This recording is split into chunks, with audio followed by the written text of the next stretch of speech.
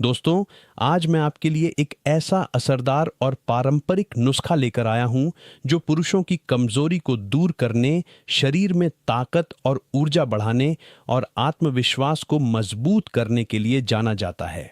अगर इस नुस्खे का सेवन सही तरीके से किया जाए तो यह शरीर में रक्त प्रवाह को तेज करता है, स्नायु को मजबूत बनाता है और आपको थकान का अनुभव नहीं होने देता। इतना ही नहीं, यह नुस्खा आपको आपके जीवन साथी के सामने आत्मविश्वास और जोश से भर देगा। आइए जानते हैं कि यह नुस्खा कैसे तैयार किया जाता है और इसके हर घटक के लाभ क्या हैं। जो सबसे पहली चीज़ है वो है दोस्तों चने की दाल। जी हाँ, चने की दाल हम एक कटोरी लेंगे जो लगभग 50 ग्राम के आसपास है।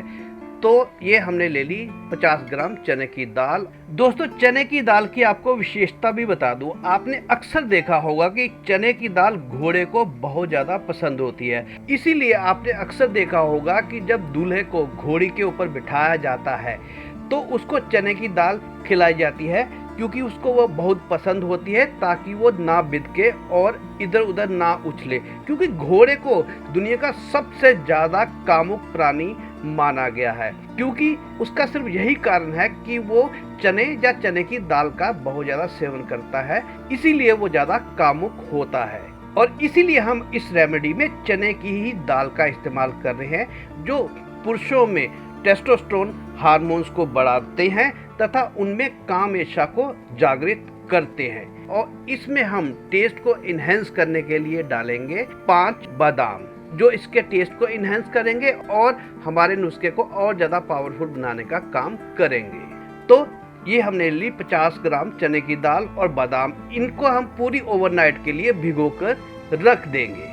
क्योंकि ये हमने वीडियो बनानी थी, इसलिए हमने रात को ही भिगो कर रख दिया था। इसको लगभग 8 से 9 घंटे हो चुके हैं। ये देख सकते हैं बादाम भी फूल चुके हैं और जो हमारी दाल भी है वो भी फूल कर लगभग डबल हो चुकी है और 50% ये गल चुकी है। ये देखिए, हाथों से मसली भी जा रही है। चलिए अब इसका क्या करना है वो भी हम देख लेते हैं। तो चलिए अगला इंग्रेडिएंट ले लेते हैं, वो है सैफरॉन यानी कि केसर। जी हाँ दोस्तों, अक्सर आपने फिल्मों में या वैसे भी सुना होगा कि शादी के समय पर, सुहाग रात के टाइम पर लड़के को केसर वाला दूध पिलाया जाता है, क्योंकि केसर वाले दूध में बहुत ज़्यादा एनर्जी होती है। तो चलिए आपको बता दूं कि केसर भी किस तरह से हमारे शरीर के लिए फायदेमंद होता है। वैसे तो दोस्तों भारत में केसर का इस्तेमाल बहुत समय से होता है, लेकिन अब आधुनिक साइंस भी ये मानने लगी है कि जो केसर है वो स्पर्म के काउंट को बढ़ाता है और उनकी गुणवत्ता को भी बढ़ाने में मदद करता है, और साथ ही साथ गर्भाधारण में भी मदद करता है। जिन कपल्स के जहां बच्चे नहीं होते, अगर वह इसका इस्तेमाल करते हैं तो वह गर्भधारण करने में भी सफल हो सकते हैं।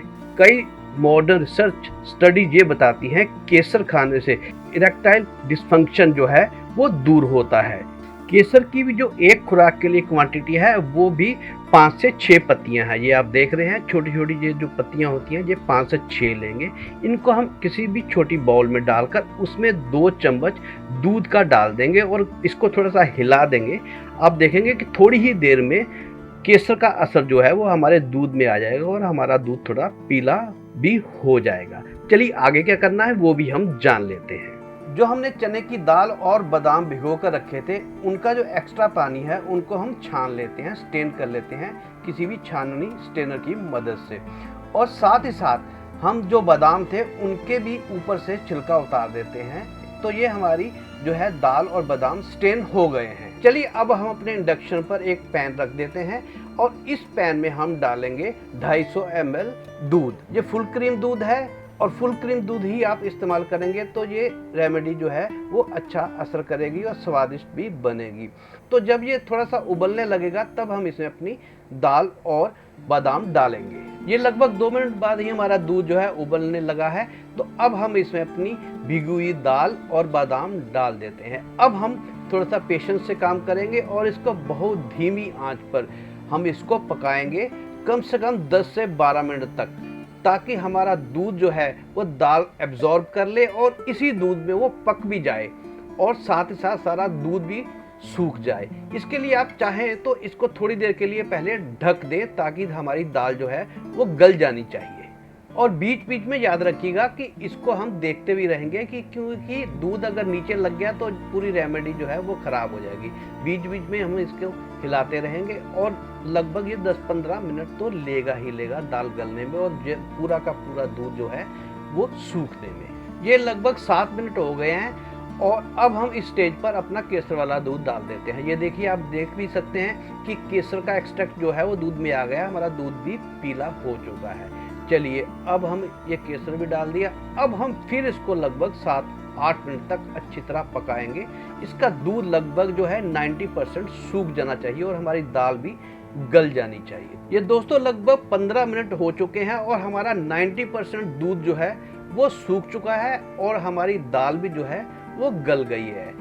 अब इस स्टेज पर हम अपनी गैस को ऑफ कर देंगे और पूरा दूध नहीं सुखाएंगे क्योंकि हमने इसे ग्राइंड भी करना है और ग्राइंड करते समय थोड़ा सा दूध की कंसिस्टेंसी इतनी चाहिए कि ये जो है ग्राइंड हो जाए, क्योंकि हमने इसके अंदर पानी का इस्तेमाल बिल्कुल नहीं करना। तो हम इस टाइम इसकी फ्लेम ऑफ कर देते हैं और इसको रूम टेम्परेचर पर 10 मिनट के लिए छोड़ देते हैं आने के लिए, ताकि हम इसे ग्राइंड कर पाएँ।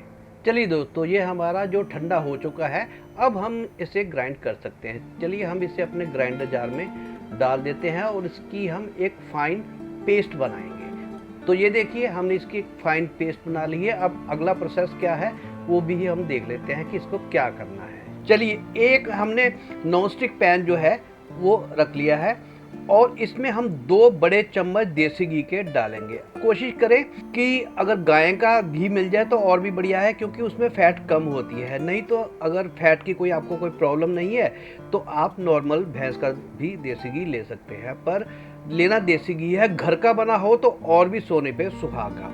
चलिए, जब ये हमारा थोड़ा सा गर्म हो गया है तो हम अपनी जितनी भी हमारी दाल और बादाम की पेस्ट थी जो ग्राइंड करके रखी थी वो इसमें अंदर हम ऐड कर देते हैं और इसको हमने बहुत अच्छी तरह से भूनना है। दोस्तों, बस इस नुस्खे में ये बात है कि एक बार आपको मेहनत लगेगी, आप इसको अपने कई दिनों के लिए भी बनाकर रख सकते हैं। जैसे अभी हम जो बना रहे हैं वो हमारा 4 या 5 दिन के लिए काफ़ी है। तो आप इसको इकट्ठा भी बना सकते हैं। इसकी मात्रा जो जितने भी इंग्रेडिएंट बताए हैं उस हिसाब से आप इसको बढ़ा लीजिएगा, क्योंकि ये फ्रिज में अगर रखेंगे तो ये ख़राब भी नहीं होगी, क्योंकि इसने अच्छी तरह से भून जाना है।